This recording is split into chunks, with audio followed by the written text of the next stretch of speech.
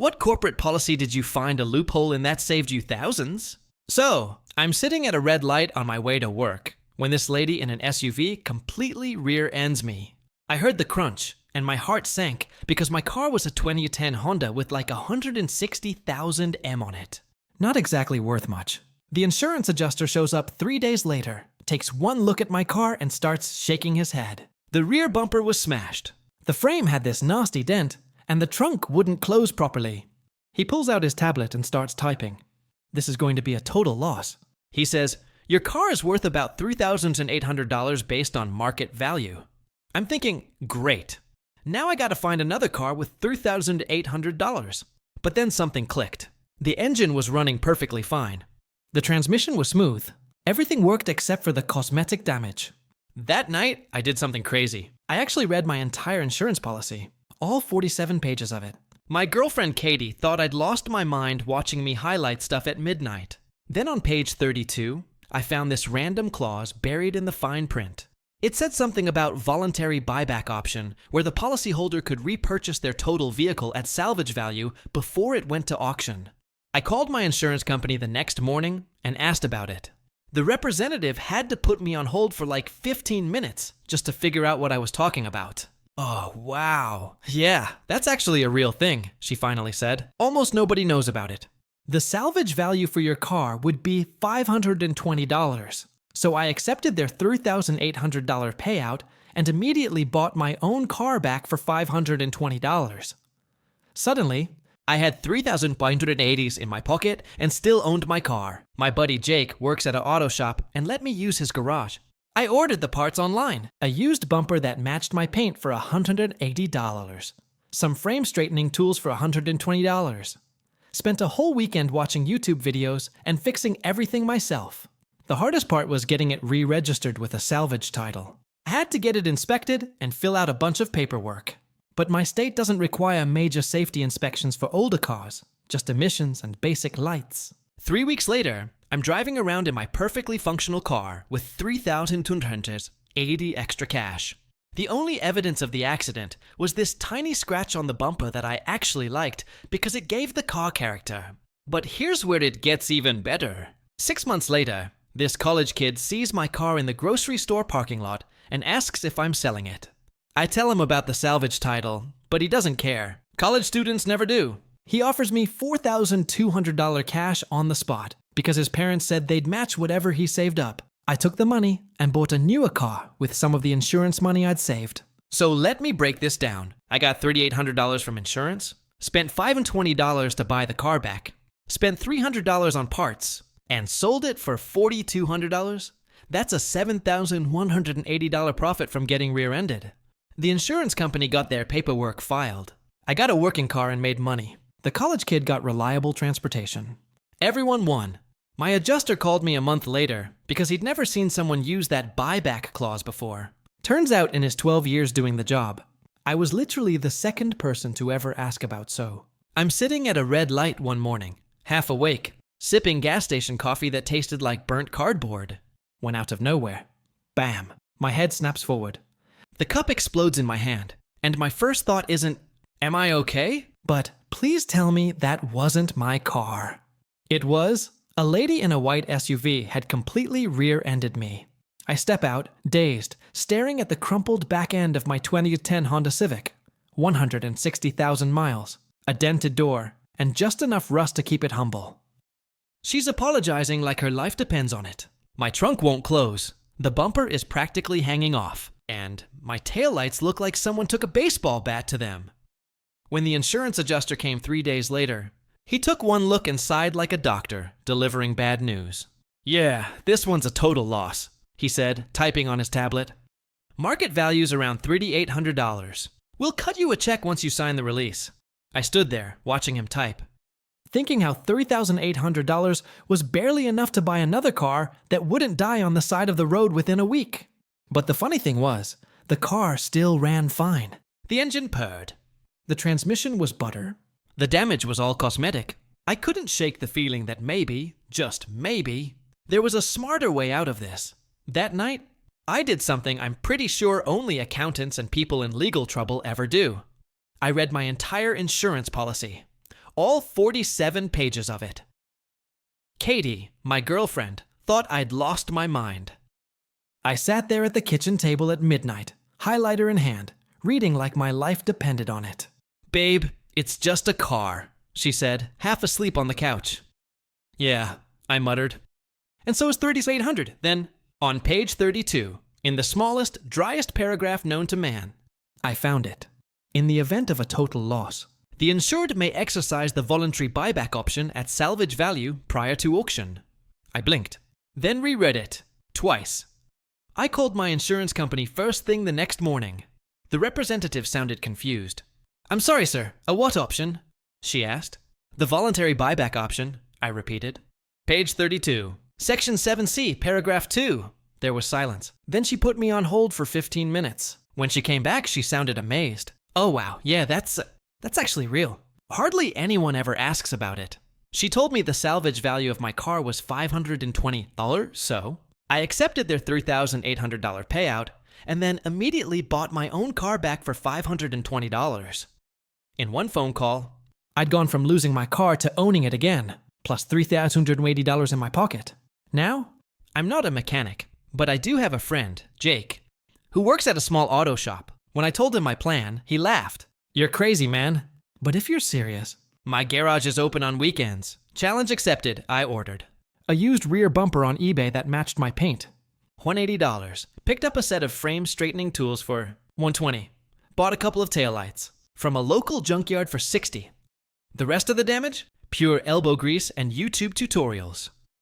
That weekend, Jake and I spent 12 hours sweating, swearing, and laughing in his garage.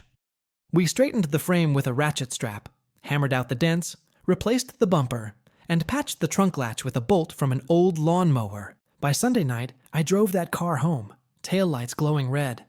Trunk closing perfectly, and engine humming like nothing ever happened. Total cost, about $300. Of course, getting it re-registered was another story. The state branded it as a salvage title, which meant extra forms, inspections, and an afternoon wasted at the DMV surrounded by people who looked like they'd been there since the dawn of time. But the kicker? My state doesn't require major safety inspections for older cars, just emissions and basic lights. 3 weeks later, I was driving my same old car again, just legally renamed as salvaged. And honestly, I kind of liked it better that way. It had been through something. It wasn't just a car anymore. It was a survivor. Then, 6 months later, I'm in a grocery store parking lot, loading bags into the trunk, when this college kid walks up. "Hey man, are you selling that car?" I laughed. "Not really." "Why?" he shrugged. "I've been looking for something cheap and reliable. My parents said they'll match whatever I save up." I told him about the salvage title, made sure he knew what he was getting into. Didn't faze him at all. "Cool," he said. "I'll give you $4,200 cash if I can take it today." I stared at him. Cash, right there. 10 minutes later, the keys were in his hand. Let's do the math. Insurance paid me $3,800. I bought my car back for $520. Spent $300 fixing it. Sold it for $4,200. Net gain. $7,780, all because of a single paragraph buried in page 32 of a 47-page policy. My insurance adjuster actually called me a month later. "You're not going to believe this," he said. "I've been doing this job for 12 years, and you're only the second person who's ever used that clause." I told him, guess I should start reading the fine print more often. He laughed. "At this rate, you'll put me out of a job."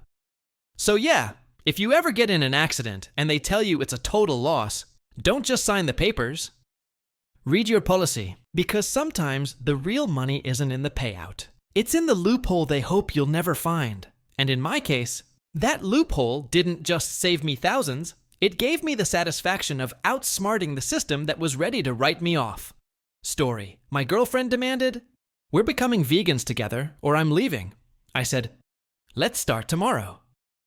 Then I opened a steakhouse with my savings, named it after her pet name for me, and made opening day her birthday. She found out when her friends excitedly dragged her there for the surprise. I, 29, male, was with Clarissa, 27, for 3 years. Everything was fine until she attended a wellness retreat with her influencer friend Astrid last summer. She came back transformed and not in a good way. Day one after the retreat, she threw out $400 worth of groceries from our fridge. Meat, eggs, cheese, even my coffee creamer because it had milk in it. When I asked TF how she was doing, she announced, "We're vegans now." Not I'm going vegan. We're vegans. I tried to be reasonable. "Clarissa, that's great you want to try this, but you can't just decide my diet for me." She hit me with, "If you loved me, you'd support my journey. Couples who don't align spiritually and ethically are doomed." Do you want us to be doomed, Bear? Bear was her pet name for me. I know. For 3 months, I tried compromising. I'd eat vegan at home, but have what I wanted when out. Not good enough. She'd smell meat on me like a bloodhound and cry about how I was poisoning my temple and participating in murder. Then came the ultimatum on November 15th. She sat me down with a PowerPoint presentation. I'm not kidding. Titled Our Ethical Future Together. Slide 23 was the kicker. Michael must commit to full veganism by November 30th, or this relationship ends. I stared at her. You're giving me 2 weeks to completely change my lifestyle, or you're leaving. It's not an ultimatum, Bear. It's boundaries. Here's the thing. I'd been saving for 2 years to open a restaurant. Had $85,000 saved up. Found the perfect spot. Even had a name picked out. I was planning to tell Clarissa once everything was finalized. The lease was already signed. Renovations were halfway done. The restaurant. A steakhouse called The Bear's Den. Yeah. I looked at her PowerPoint at her smug face waiting for me to cave and said, "You know what? You're right. Let's start tomorrow." Her whole face lit up. She actually squealed and hugged me. Really? Oh, Bear, I knew you'd understand. We're going to be so healthy and aligned. I smiled and hugged her back, already texting my contractor to speed up the timeline. The next 2 months were hilarious in hindsight. Clarissa made us matching Powered by Plants t-shirts. She signed us up for vegan cooking classes. She told everyone how I'd seen the light, and we were now an ethically aligned couple. Meanwhile, I was finalizing the menu with my chef, who thought the whole situation was comedy gold. Setting up suppliers for the finest cuts of meat in the state. Training staff on wine pairings for every steak. Planning the grand opening for January 28th, Clarissa's birthday. I kept up the act, ate her quinoa bowls, smiled through her lectures about factory farming, even helped her film a TikTok about converting your carnivore boyfriend. She never suspected anything. I told her I was working overtime on a big project at work. She was too busy planning her birthday party to ask questions. 2 weeks before opening, I started the marketing campaign. Social media ads, local food bloggers, the works. The tagline, The Bear's Den, where carnivores come home. Clarissa's best friend, Josie, saw the ads first. She called Clarissa, screaming with excitement. "Oh my God, there's a new steakhouse opening on your birthday, and it's called The Bear's Den, just like Michael's nickname. We have to go." Clarissa laughed it off. "That's funny, but we're vegans now. We'll go to that new plant-based place instead." But Josie wasn't having it. She'd already made reservations for 8 people. "Come on, it's your birthday. One night won't kill you. Besides, they probably have salads." January 28th arrived. I left early, telling Clarissa I had to handle something for her surprise. She assumed I was picking up her cake from the vegan bakery. Nope. I was at my restaurant making sure everything was perfect for the 5 known 1 p.m. grand opening. At 4:45, I got the text from Josie. ET 15 minutes. She has no idea. At 5:02, I watched through the window as Josie's car pulled up. Clarissa got out looking annoyed, probably still protesting about coming to a steakhouse. Then she saw the sign, The Bear's Den grand opening. She stopped, stared, then looked at the smaller sign underneath. Owner and head chef, Michael Bear Morrison. I'll never forget her face, the confusion, the realization, then the absolute rage. She stormed in, just as I was cutting the ribbon for the photographer. "What the hell is this?" "Surprise, babe. Remember when you said we needed to align our ethics? Well, I realized you were right. I needed to be true to myself, and this is who I am. You opened a steakhouse. Not just any steakhouse, the best in town. Oh, and I've been working on this for 8 months. You know, back when you were still eating bacon." Her friends were losing it. Half were taking pictures. Half were reading the menu. Josie ordered the tomahawk special before Clarissa could stop her. "How could you?" Clarissa screamed. "We're vegans." "No, you're vegan. You decided that for both of us." I just decided not to argue anymore. Update 1. Holy hell, this blew up. To answer the main questions, yes, this is real. No, we're not together anymore. Obviously, yes, the restaurant is doing amazing. So, after the grand opening disaster, Clarissa went nuclear on social media. Posted a TikTok that went semi-viral, 50K views, about her narcissist ex who opened a murder palace on her birthday to spite her. The comments did not go the way she expected. Top comment with 8K likes. Girl, he owned a restaurant and you didn't know. Were you even in a relationship? She tried damage control with a follow-up video, explaining how I'd manipulated and gaslit her by pretending to go vegan. Someone found her old converting my carnivore boyfriend. TikTok, and the comparison was not flattering for her. But here's where it gets wild. Astrid, the influencer friend who started all this, came to the restaurant yesterday, ordered the ribby. What? Turns out she's not even vegan. Never was. The wellness retreat was sponsored by a plant-based supplement company. She was paid $5,000 to promote veganism for 6 months. She's been eating meat the whole time, just not posting about it. Clarissa found out when another attendee from the retreat posted a story from a sushi restaurant, raw salmon roll in hand, tagged with Astrid. The meltdown was spectacular. Clarissa called me at 2 a.m. crying and screaming. You knew she was fake. I didn't know anything. I just knew I wasn't giving up rye because your friend got a sponsorship deal. This is all your fault. How is Astrid being a fraud my fault? Because if you just gone vegan with me, none of this would matter. Clarissa, she lied to you. Took your money for that retreat, convinced you to change your whole life, and was eating burgers the whole time. At least she didn't open a death restaurant. I hung up, but the entitlement didn't stop there. This morning, I got a call from her mother, Diane. This woman had the audacity to demand I close my restaurant because it's hurting Clarissa's mental health. Your daughter tried to control my diet. I opened a business. These are not the same. She was trying to help you be healthier by throwing away my food and threatening to leave me if I didn't comply within 2 weeks. She's sensitive. You know this. You should have just gone along with it. Diane, with all due respect, your daughter isn't sensitive. She's controlling.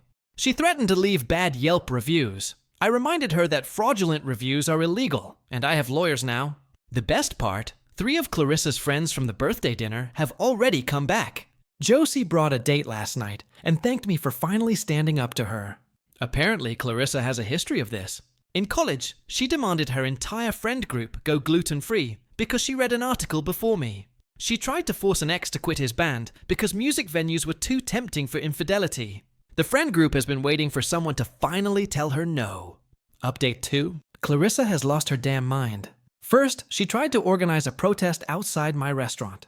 Posted in every vegan Facebook group in the area about the evil carnivore establishment that's destroying our planet. 7 people showed up. 3 were just there to see what the fuss was about and ended up coming inside for lunch. The other 4 stood outside with signs until it started raining. Clarissa wasn't even there. She was coordinating from home because standing outside was too traumatic. Then she tried to get me cancelled. Made a Twitter thread about how I emotionally abused her by lying about being vegan. The thread included screenshots of texts where I said things like, "Dinner looks great. Babe, about a salad. And sure, let's try that new place about a vegan restaurant." Her evidence of abuse. I didn't fight her on veganism. So that's it. I was abusive because I didn't argue with her. Twitter roasted her. Someone quote tweeted with, "Fellas, is it emotional abuse to eat salad?" It got 20K likes, but yesterday was the peak crazy. I'm at the restaurant doing inventory when one of my servers, Jerome, comes to find me. Boss, your ex is here with a camera crew." I go out, and there's Clarissa with 2 guys holding phones filming her as she stands in my dining room, announcing she's doing a live investigation of health code violations at the Bear's Den. "Ma'am, you need to leave," I said calmly. "I'm a citizen journalist. The public has a right to know what goes on in this murder kitchen. Clarissa, you're trespassing. Leave now or I call the police." She turned to the camera. "Do you see this? He's trying to silence me." That's when I noticed one of her camera crew was wearing a Meat is Murder shirt, but also eating our complimentary bread with butter. Dude, are you seriously eating here while filming a vegan protest? He looked down at the bread like it betrayed him. It's really good bread." Clarissa screamed at him, started calling him a traitor to the cause and a weak-minded carnist. The guy just shrugged, grabbed another piece of bread, and left. The other camera guy followed, mumbling something about not signing up for this level of crazy. She tried to continue her investigation with her phone, but one of my regulars, an older gentleman named Frank, stood up and said loud enough for her camera, "Young lady, I'm trying to enjoy a nice steak dinner with my wife for our anniversary. Please take your tantrum." Elsewhere, the whole restaurant started clapping. Clarissa left in tears, but not before knocking over our specials board. I thought that was the end of it. Nope. This morning I wake up to 73 missed calls. Not from Clarissa, from my mother. Turns out, Clarissa called my mom crying about how I publicly humiliated her and ruined her activism. She convinced my mother that I'm having a mental breakdown, and the restaurant is my cry for help. My mom asked if I was okay. I sent her our revenue from the first week. She replied, "Never mind." "You're doing great, sweetie." That girl was always a bit much. Update 3. So, Clarissa's vegan phase is officially over, but not how you think. Remember Astrid, the fake vegan influencer? Well, she posted an apology video admitting she was never vegan and was just doing it for sponsorships. The video went viral, 2.3 million views, and the plant-based supplement company dropped her immediately. But here's the twist. She blamed Clarissa for pressuring her to maintain the lie and creating a toxic environment where she couldn't be authentic. Clarissa went ballistic, posted a 47-minute response video. Yes, 47 minutes. Where she cried, screamed, and at one point held up printed screenshots of Astrid's old posts like a detective presenting evidence. The internet was not kind. Someone made a meme of her ugly crying face with the caption, "When you find out your influencer bestie influenced you." It became a reaction gif. Unable to handle the mockery, Clarissa did what any rational person would do. She announced she was becoming a breatharian. For those lucky enough not to know, breatharians believe you can survive on air and sunlight alone. No food, no water, just vibes. She lasted 14 hours. Her roommate Kendra called me panicking because she found Clarissa passed out in their kitchen, hand still in a box of Lucky Charms. Not even vegan cereal. Lucky Charms. When she came to apparently, she said the cosmos had released her from dietary restrictions, and that her spiritual journey had evolved beyond labels. Translation she gave up, but the best part happened 3 days ago. I'm working the lunch rush when Jerome tells me there's someone asking for me at table 12. I go out and it's Clarissa's dad, Robert. This man orders the biggest steak we have, looks me dead in the eye and says, "I've been waiting 3 years for her to break up with someone so I could eat meat in peace. Thank you." Turns out Clarissa had forced her entire family to go vegan when she visited. Her parents, her brother, even her 80-year-old grandmother. They'd all been sneaking meat when she wasn't around. Robert became a regular, comes in every Thursday for the ride. He brought Clarissa's brother last week, who ordered 2 burgers and literally took photos with them. Then yesterday, the ultimate karmic justice was served. Clarissa got food poisoning from the vegan restaurant she'd been promoting as safer and cleaner than any murder kitchen. The health department found multiple violations. They'd been thawing frozen plant-based meat at room temperature and storing sprouts. Onin, thatin, medeninanuan. Sprouts at unsafe temperatures. Clarissa posted from the hospital asking for healing energy and positive vibes. Someone commented, "Should have gone to the bear's den. Never had a sick day from there." She blocked them, but not before 200 people liked the comment. Final update. The Bear's Den just got reviewed by the biggest food critic in the state. 4.5 stars. He called our ribeye transcendent and our business model refreshingly honest. But that's not why I'm updating. Clarissa came to the restaurant last night alone. No cameras, no protesters, no drama. She sat at the bar and ordered water. "I'm not here to cause trouble," she said when I approached. I wanted to apologize. I was suspicious, but let her talk. I don't expect forgiveness. I was controlling and awful. I just wanted you to know that I am in therapy now. Real therapy, not crystals or meditation or whatever. That's good for you. Your restaurant is beautiful, by the way. I can see how much work you put into it. She left a $100 tip for water and walked out. I thought that was surprisingly mature. Then I checked Instagram this morning. She posted a picture from last night with a novel-length caption about her journey to forgiveness and how she's growing past toxic veganism and embracing all lifestyles. The kicker. She tagged the restaurant and added the Bear's Den to support local businesses' growth mindset. My DMs are flooded with her followers asking if we serve vegan options. We do actually. Amazing salads and a killer mushroom pasta. Our reservations for next week doubled. She's using my restaurant for clout about her growth journey. I'm not even mad. Business is business. But the real final update, Josie, Clarissa's friend, who made the birthday reservation, and I have been dating for 2 weeks. She finds the whole situation hilarious and brings her friends in constantly. She also makes better steaks than me, which is both insulting and attractive. Last week, she suggested we add a vegan night once a month. Not because she's vegan, she definitely isn't, but because it would be hilarious to see Clarissa's reaction. We're calling it Clarissa Tuesdays internally. The staff thinks it's comedy gold. Oh, and Astrid, she's pivoting to intuitive eating and asked if we wanted to sponsor her. I sent back a picture of a cow with the caption, "No thanks." She replied with, "Fair." The restaurant is booked solid for the next 3 months. We're hiring more staff. I'm thinking about opening a second location. Clarissa's mom, Diane, left a Yelp review. 5 stars. My daughter is an idiot, but the food is excellent. Robert comes in every Thursday without fail. He's got a reserve table now. Brought his poker buddies last week, and they spent $500 on steaks and whiskey. And Clarissa, last I heard, she's dating a guy who owns a barbecue food truck. The universe has a sense of humor. To everyone asking about the menu, yes, we have vegan options. No, I don't hate vegans. I hate people who control others through ultimatums and emotional manipulation. To the people saying I went too far, she gave me 2 weeks to change my entire lifestyle or lose my relationship, I gave her a reality check. We are not the same. To those asking if this was all planned, the restaurant was always happening. The timing was just beautiful coincidence. The name was petty.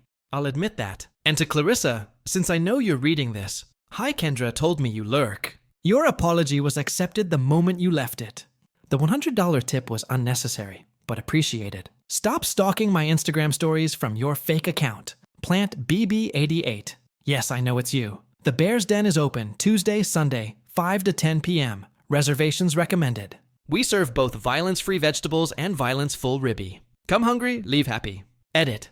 Stop DMing me asking if Josie is single. She's not. Also, stop asking for Clarissa's social media. Let her heal in peace while eating baked Q, apparently. Edit 2. We are not adding a Clarissa special to the menu. That's just mean. The hypocrite's delight, however. Edit 3. Astrid is now advertising for a leather goods company. I can't make this stuff up.